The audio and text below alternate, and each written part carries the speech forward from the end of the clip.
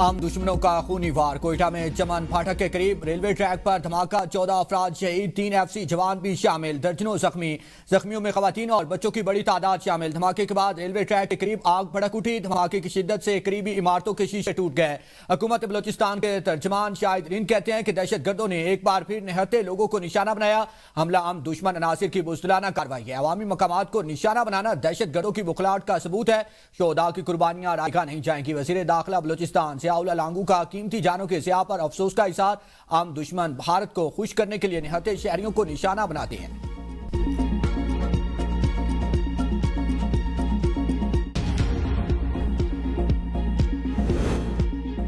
وزیر اعلیٰ بلوچستان سرفراز بگٹی اور وزیر داخلہ محسن نقوی کی زیر صدارت خصوصی اجلاس آئی جی بلوچستان نے کوئٹہ چمن پھاٹک کے قریب دھماکے کی ابتدائی رپورٹ پیش کی اجلاس میں معصوم جانوں پر بزدلانہ حملے کی پرزور مذمت شہداء کے خاندانوں سے دلی ہمدردی اور اظہار تعزیت محسن نقوی نے کہا کہ وفاقی حکومت دکھ کی گھڑی میں بلوچستان حکومت کے ساتھ کھڑی ہے درندوں نے معصوم لوگوں کو نشانہ بنا کر بدترین سفاکیت کا مظاہرہ کیا شہداء کی عظیم قربانیوں کو ہمیشہ یاد رکھا جائے گا وزیر اعلیٰ بلوچستان نے کہا کہ شہداء کے خون کے مقروض ہیں متاثرہ خاندانوں کو تنہا نہیں چھوڑیں گے زخمیوں کے بہتر علاج معالجے کی خود نگرانی کر رہا ہوں فتنہ ہندوستان کے دہشت گرد معصوم شہریوں خواتین اور بچوں کو نشانہ بنا کر درندگی کا ثبوت دے رہے ہیں بے گناہ شہریوں کا خون بہانے والے دہشت گرد کسی رعایت کے مستحق نہیں فتنہ ہندوستان کے دہشت گردوں کو منطقی انجام تک پہنچایا جائے گا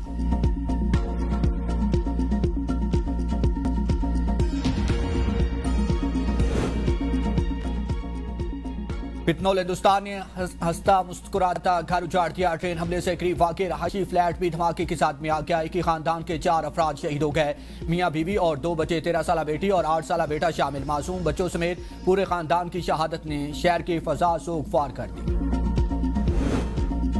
صدر اور وزیر اعظم کی چمن پھاٹک کے قریب دھماکے کی مذمت صدر نے کہا کہ معصوم جانوں کا ضیاع اور متعدد افراد کا زخمی ہونا افسوسناک ہے بزدلانہ کارروائیاں پاکستانی عوام کے عزم کو کمزور نہیں کر سکتی وزیر اعظم نے کہا کہ ہم دہشت گردی کو جڑ سے اکھاڑ پھینکنے کے لیے پرعزم ہیں دکھ کی اس گھڑی میں پوری قوم بلوچستان کی عوام کے ساتھ کھڑی ہے پیپلز پارٹی کے چیئرمین بلاول بھٹو زرداری کی کوئٹہ میں ریلوے ٹریک پر دہشت گرد بم دھماکے کی شدید مذمت زخمیوں کی جلد صحت یابی کی دعا سابق وزیر اعظم راجہ پرویز اشرف نے کہا بزدلانہ دہشت گرد کارروائیاں دہشت گردی کے خلاف پاکستانی قوم کے عزم کو ہرگز کمزور نہیں کر سکتی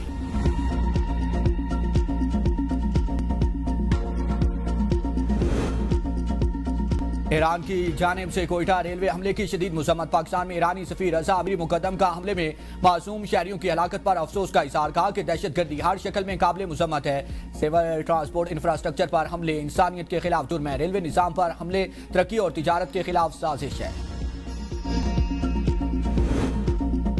سیکیورٹی فورسز کی خیبر پختونخوا میں 2 کارروائیوں کے دوران 27 دہشت گرد ہلاک شمالی وزیرستان دتاخیل میں کارروائی کے دوران بھارتی پراکسی فتنہ الخوارج کے 11 خوارج ہلاک ISPR کے مطابق دہشت گردوں سے اسلحہ اور گولہ بارود برآمد بنوں میں پاک فوج پولیس اور CTD کا مشترکہ آپریشن 2 خوارجی سرگنوں سمیت 16 دہشت گرد ہلاک 2 پولیس اہلکار بھی شہید سیکیورٹی ذرائع کے مطابق دہشت پھیلانے والے خوارجی سرگنا زمری نور اور افغان خوارجی سرگنا عبداللہ سعید کو آپریشن کے دوران مارا گیا آپریشن میں شہید کانسٹیبل وحید اللہ خان اور نور اللہ خان کی نماز جنازہ پولیس لائنز بنوں میں سرکاری اعزاز کے ساتھ ادا کی گئی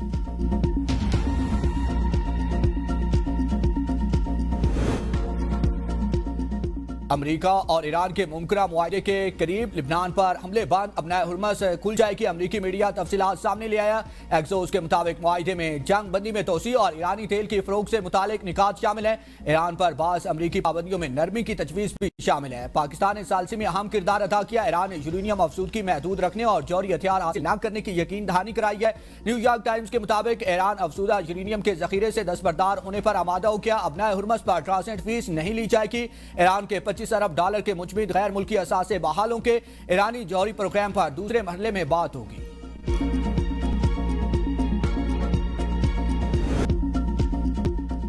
ایران ڈیل کا اعلان جلد متوقع ہے فیلڈ مارشل سید عاصم منیر نے عام معاہدے میں کلیدی کردار ادا کیا امریکی صدر ٹرمپ کہتے ہیں فیلڈ مارشل سید عاصم منیر کا حالیہ دورہ ایران اعلیٰ سفارتکاری ہے ایران کے معاملے پر کئی مسلم ممالک کے رہنماؤں سے بات کی سعودی ولی عہد محمد بن سلمان اماراتی صدر محمد بن زائد امریکی قطر شیخ تمیم اور قطری وزیر اعظم محمد بن عبد الرحمان سے بات کی ایران کے ساتھ مجوزہ معاہدے پر زیادہ تر معاملات طے پا چکے ہیں حتمی نکات پر کام جاری ہے ڈونلڈ ٹرمپ نے کہا یا تو پہلے سے کئی زیادہ سخت حملے ہوں گے یا پھر بہتر معاہدے معاہدے پر دستخط کیے جائیں گے۔ آج یہ فیصلہ کیا جا سکتا ہے کہ جنگ دوبارہ شروع کرنی ہے یا معاہدے کی جانب بڑھنا ہے۔ میں صرف ایسے معاہدے پر دستخط کروں گا جس میں ہمیں وہ سب کچھ حاصل ہو جو ہم چاہتے ہیں۔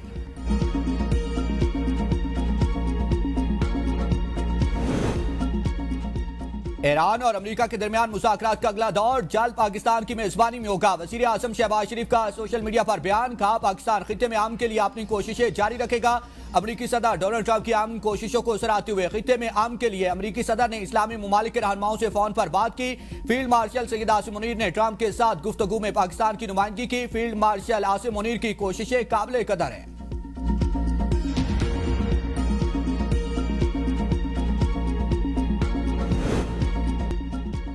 ایران کے ریاستی ڈھانچے میں حتمی طاقت سپریم لیڈر کے پاس ہے۔ مشتبہ خامنائی کی منظوری کے بغیر کوئی بھی بڑا فیصلہ نہیں کیا جا سکتا۔ ایرانی صدر مسعود پزشکیان کہتے ہیں حکومت سپریم لیڈر کے ویژن اور گائیڈ لائنز کے تحت ہی پالیسیز ترتیب دیتی ہے۔ داخلی سیکیورٹی، خارجہ پالیسی اور بڑے قومی امور پر کوئی بھی قدم رہبر اعظم کی ہدایت اور ان کی حتمی منظوری کے بغیر نہیں اٹھایا جاتا۔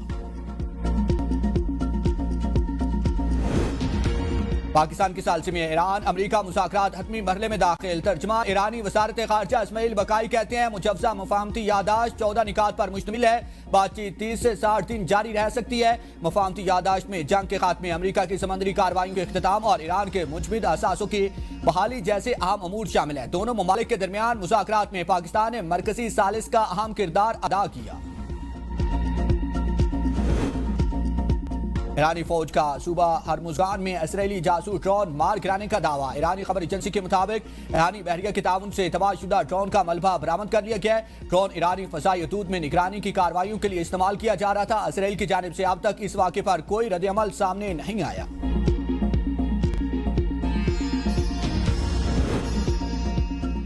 پاکستان کو قرضے نہیں، مہارت اور سرمایہ کاری چاہیے۔ پاکستان میں معدنیات کے بڑے ذخائر، سرمایہ کاروں کو دعوت دیتا ہوں۔ وزیر اعظم شہباز شریف کا چین میں B2B کانفرنس سے خطاب، کہا زراعت میں پیداوار بڑھانے کے لیے بیج، مشینری اور بہترین طریقے چاہیے۔ دیہی علاقوں میں لاکھوں چھوٹے کاروبار پیدا کریں گے، ویلیو ایڈیشن کریں گے۔ اکنامک زون میں 1 ونڈو آپریشن اور ایڈ کارپوریٹ ٹریٹمنٹ ملے گا۔ کراچی میں 6000 ایکڑ پر world class special economic zone بنا رہی ہیں۔ پاکستان کی نوجوان آبادی کو IIT ٹریننگ اور عالمی سرٹیفکیشن دے رہے ہیں۔ تعاون کے 4 شعبے زراعت، IT، economic zones, mines and minerals اہم ہیں۔ MOUs کو تیزی سے معاہدوں میں بدلنا وقت کی ضرورت ہے۔ 30% MOUs معاہدوں میں بدل چکے، مالیات